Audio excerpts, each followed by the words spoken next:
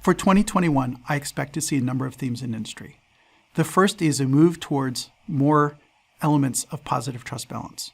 Right now, the industry is all about the testing, all about the road testing, all about the bug fixing and doing some more testing. And that runs out of steam at some point. You can only get 99 point a few nines this way. Brute force only goes so far.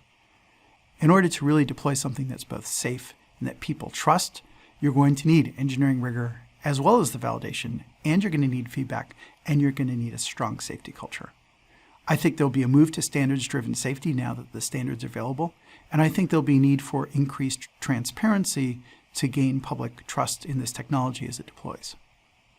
I think safety performance indicators are a key part of this so that you can drive continual improvement and updates, and you can base the improvement on data that you can collect before there's an incident or a loss event.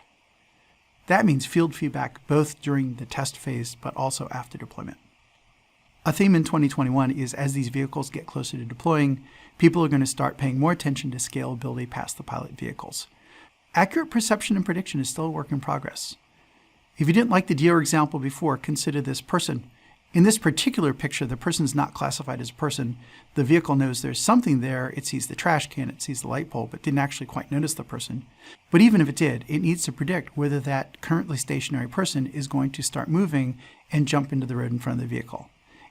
It's unreasonable to expect it to be perfect, but a normal human driver makes this decision every time they go through the intersection, and the vehicle needs to be at least that good to be as safe as a human driver.